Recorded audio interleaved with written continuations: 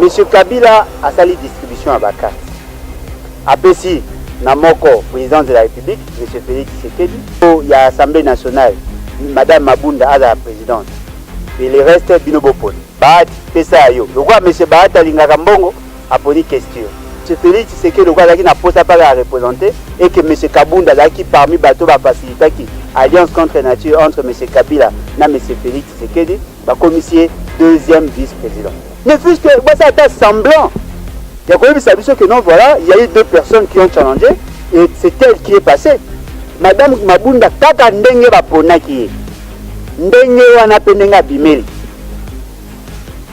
Ce n'est pas ça la démocratie. Oh, monsieur Kabunda, malal bossa comme député. Azali un étudiant à G1. Avec koyeko ya ndenge bakomaka français, na ndenge basala ba musala au niveau ya l'état. Il apprend à l'université.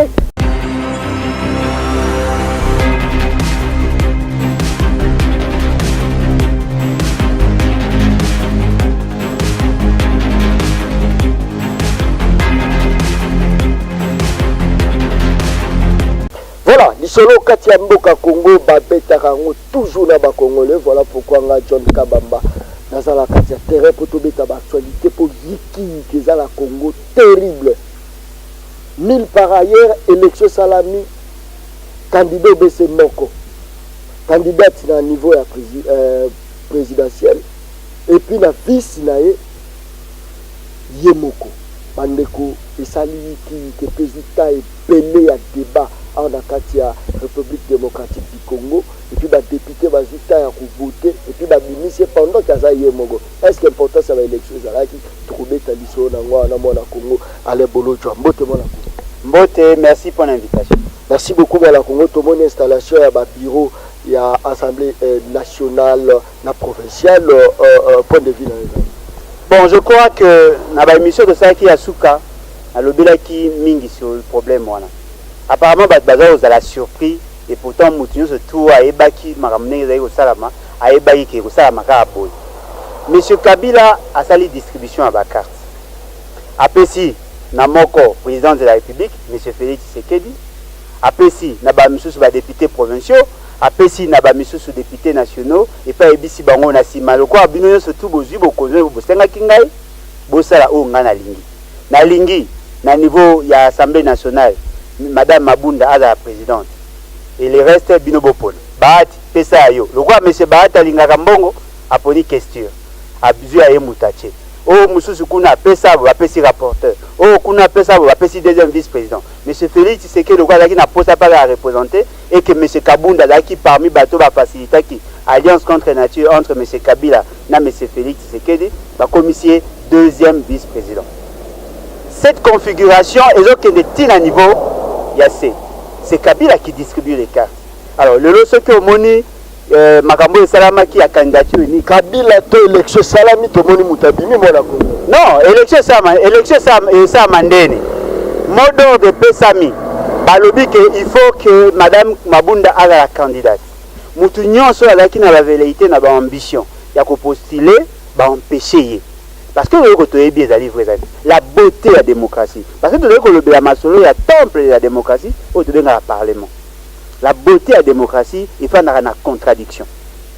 Dans la majorité présidentielle, effectivement, que Badan a bateau, Badan qui n'a pas ambition. Ceux qui vont manifester l'ambition au niveau de l'Assemblée nationale, mais bon, va commencer d'abord au niveau de leur parti. Va manifester leur ambition, ma parti, et même au niveau, il y a regroupement politique. Le regroupement politique peut-être à un niveau de la plateforme Nabango et après l'Assemblée nationale. Ne fût-ce que ça a été semblant. Il y a quand même que non, voilà, il y a eu deux personnes qui ont challengé et c'est elle qui est passée. Madame Mabunda, kaka ndenge bapona ki ndenge wana penenga bimeli. Ce n'est pas ça la démocratie. Candidature unique, c'est-à-dire soit vous avez banga que va voter contre Moutounabino, ou soit vous trouvez que la personne remplit tous les critères. Oh, M. Makaboun, Malal Bossa comme député, avec un étudiant à G1, avec un français, au niveau de l'État. il apprend à l'université. Mais pendant que expérience, ça quand même expérience, un ministre à portefeuille, mon ami. Nani. Mais madame Mabunda Azaki ministre à portefeuille. N'a pas douté, n'a pas pas déjà. Nabi Kabound en tant que premier vice-président. Tout simplement parce qu'il y a une facilité qui Makambo est mise en œuvre ou mise en place, mise en œuvre. Il y a programme na bango basalaki par rapport à Rokom Safeli Tshisekedi président. Na IDPS le zaini. Ce qu'on a un poste à cause de poste, au tiers pression ba bengu. Le quoi à Kabound à chaque pression va promettre comme c'est le premier vice-président. Et il est le premier vice-président pas après challenge, mais tout simplement parce que bah, il faut qu'à Zalaye. Quelle est cette démocratie avec des pensées uniques? Donc, au sein d'une chambre telle que l'Assemblée nationale, constituée de 500 personnes, tous ces gens-là, tout le monde a ambition, il y a comme président de l'Assemblée nationale. Il n'y avait que Mabunda pour assumer fonctionne. C'est que le message balancé n'est pas la chose. Batunion surtout, ce sont des figurants, et c'est Kabila qui impose sa vision. Quand Kabila choisit Mabunda, eh bien tout le monde s'aligne. Mais il n'est pas président de la République. Comment on peut utiliser tellement à carte, ça peut se Félix carte, ça peut libre. Mais un peu de respect, moi, Congo, parce que déjà, Aza président de la République, le président de la République, c'est Félix Antoine Tshisekedi. Oh, mais lobby, sur le plan de droit, Félix Tshisekedi est président. Mais sur le plan politique, Joseph Kabila est chef de l'État. Tout ce qui se fait, et là aussi, par rapport au système où M. Kabila a imposé. Ce qui veut dire le lot tout de comment on a des volontés à Kabila. Mais quand on imagine l'Assemblée nationale, M. Kabila a eu 350 députés au Yazo maîtrisé. UDPS est allié, bazar à peine dans les 50. Ce qui est le lot, M. Kabound a commis vice-président de l'Assemblée nationale, soyez-en sûrs, parce que Kabila a fait ça qui est hors de la majorité, il va commissaire vice-président. C'est parce que les députés Monique non Azali la qualité, la performance, voilà pourquoi toi Rose à la vice la vice. Non, mais ça est sur base de quoi? Parce que lui il a été choisi bien avant et puis il a dit candidat unique. Il a qui c'est que le mot d'ordre de Pesamaki, que non, voilà, tu as droit à 6 postes. Na 6 postes, Moututel a repéré sa Moutukombo, Moututel a Moutukombo la Pessi, et puis Kabila a dit ok, allons-y. Il y a un moni, Batunion de Toba Bimi, Zali Bateau Babimi sous la bénédiction à Kabila.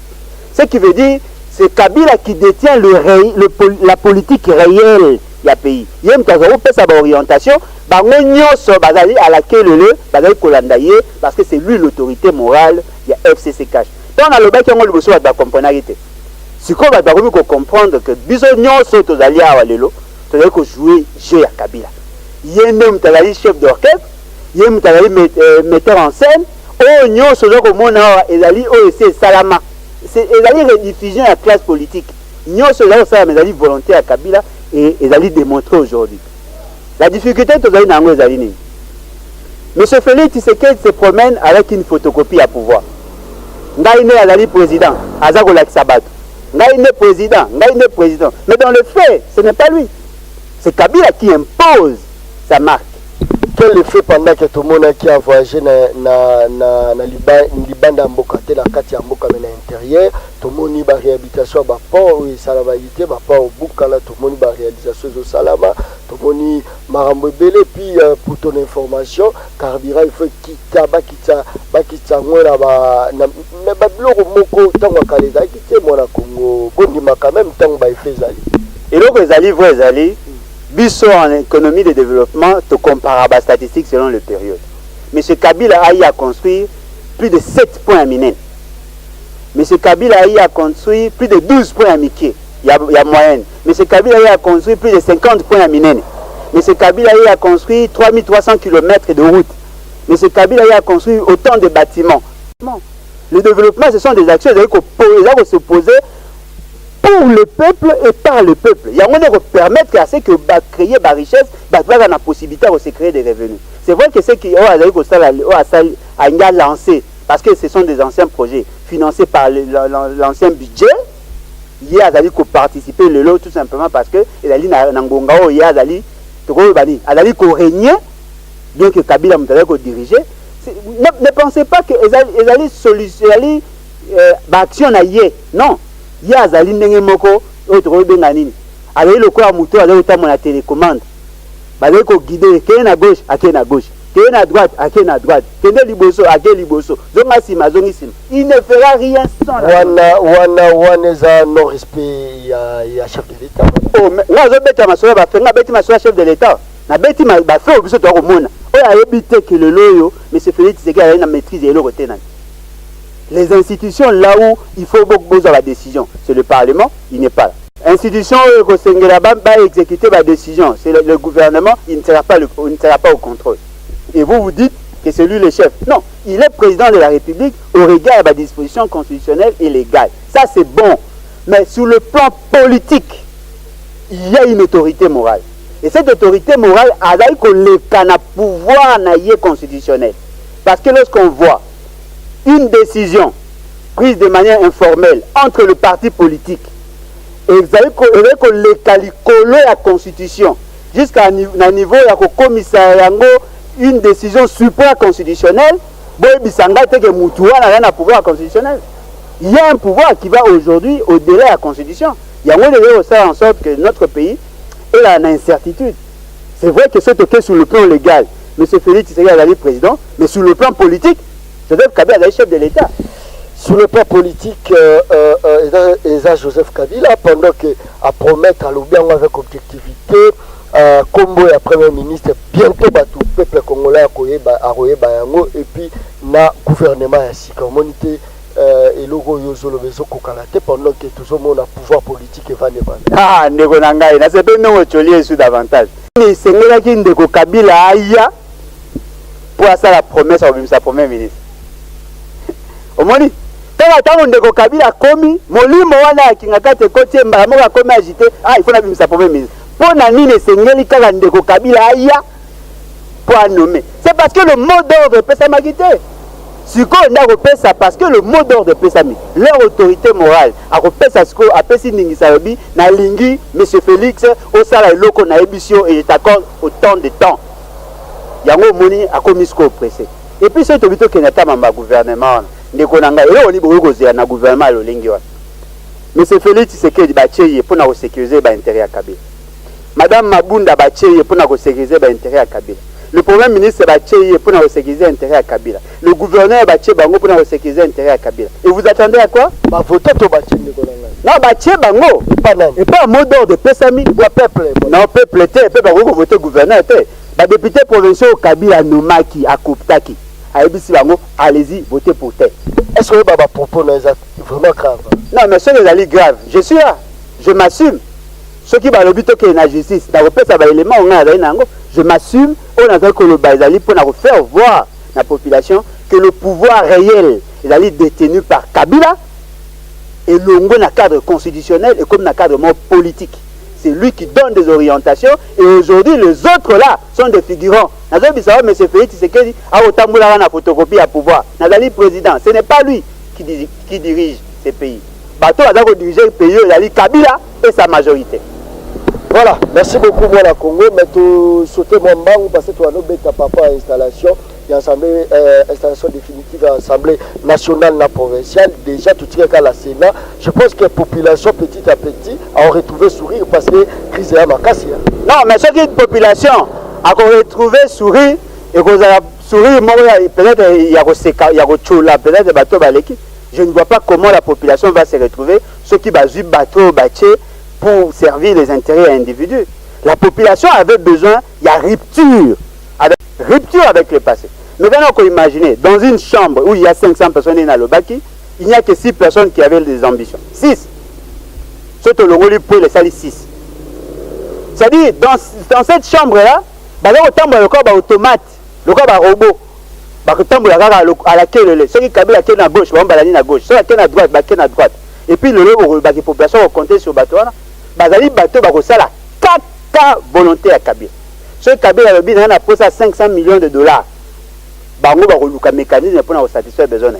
Ce qui Kabila a lingi ba matière carré minier nangai et comme aboy et ça la maboy. Bango va resala yango. Bango bazo côté état de droit mon Congo. On sale la volonté de la population. Non mais va resala la population quand Mais quand on imagine un discours à Madame Mabunda, tant à lobby que non, il faut traiter dignement les députés. Votre social, vos préoccupations n'angaï. Au qui l'Assemblée nationale, babeti maboko, insister à ce que abandé là. Ce qui est la logique na yoana. Un député national coûte à la République par mois 13 000 $ en moyenne. Un enseignant à Souka na Congo a foutu à 50 $. Pour qu'un enseignant à atteindre salaire, il y a émolument, il y a moins de député, il faut ça à 260 mois. Ce qui veut dire écart, il y a entre les deux revenus, là, il y a 2600%. Et vous pensez dans ces conditions-là, la population va se retrouver, alors que dans 13 000, il y a une gaba qui s'est sous avantage. Est-ce que vous savez que quand un député se déplace à l'étranger, pour des raisons de santé, ça coûte à la République 13 500 $ en moyenne. Est-ce que vous avez que le budget est le cas? Population, politiciens et leur administration nous coûte 60% du budget. Est-ce que vous avez qu'il y a toujours des dépassements à 800% la présidence de la République? Est-ce que vous avez que M. Félix Tshisekedi a effectué plus de 10 voyages non prévus et même des dépassements à 120% du budget qui a loué la province? Ce qui veut dire bateau va du pouvoir, va se jouir, va se réjouir na pouvoir. Bateau va continuer à pouvoir sika net va M. Kabound, net les autres bango pe va se pela ndenge moko na batouana. C'est de Congo ba Congo e bonga. Non mais comment ko bonga condition que M. Félix Tshisekedi a démissionné. Ce qui M. Félix Tshisekedi a démissionné, le système ya Kabila est s'écrouler. On aura organisé de nouvelles élections ou que Nanga et sa bande vous a mis à l'écart, ou que la majorité parlementaire ancienne, ou la majorité parlementaire aujourd'hui factice, vous a mis à l'écart. On aurait eu des élections avec des citoyens qui ont la vision d'amener le changement. Un changement radical en termes de gouvernance, en termes de vision, en termes de projection, pour que la population, effectivement, a trouvé compte. Mais ce qui est les mêmes personnes, avec la même philosophie, avec cet esprit kabyliste, il n'y aura rien du tout. Mouton a espéré que M. Félix Tshisekedi a l'exploit, n'a jamais exploité que lui-même est prisonnier, il y a accord à signer avec M. Kabila. Non mais, nous avons vivre yango, on a vivre yango tenani. On a vivre accord Félix Tshisekedi Kabila tenani. Accord Félix Tshisekedi Kabila, c'est une réalité. Dans le comportement à tous les acteurs politiques, c'est sur base de cet accord. Mais c'est Kabound, à comment qui peut il y a M. Némi pour signer un communiqué conjoint par rapport à Premier ministre Wap. C'est parce qu'il y a un accord par rapport à la répartition à la tâche, il y a la poste. Il signé jamais pour le peuple, il signé pour que Félix Tshisekedi devienne président et Kabila règne en tant que chef de l'État ou autorité morale de leur plateforme. Et c'est ce que nous vivons. Nous avons Congolais, Monsieur Fayoulou a connu la faiblesse, mais la lutte dernière rempart. Tout ça en sorte que tu crées une forte opposition, une forte résistance pour que tu empêches plan ou bandits et continuer. Ce qui te dit que tu as la première victime, mais malheureusement tu as la complice naïve. Et Zangonga la biso yango, tu bunda ensemble afin que tu renverser ces systèmes qui s'imposer na biso pour que nous connaissions effectivement changement.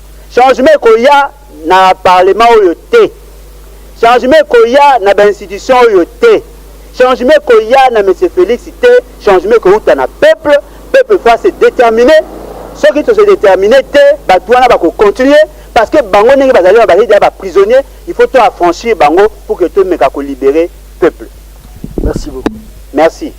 Voilà, kaka nasi balobaka émission langeza baleine baliaka na mokolo moko te ndambo ndambo. Merci beaucoup bino bokolanda biso na mikili ya poto na Irlande kuna Ricky Dibenzi na pesi vraiment mbote ebele na pesi mbote na équipe na ye mobimba Congo Millennium toujours en action actualité to dula bino tanto ko joa boko joa yango pe ndenge biso pe tosili ko joa yango tokutani mokolo ya toujours sur Congo Millennium chaîne na bino bana poto nyonso bolingaka mingi. Merci et bye.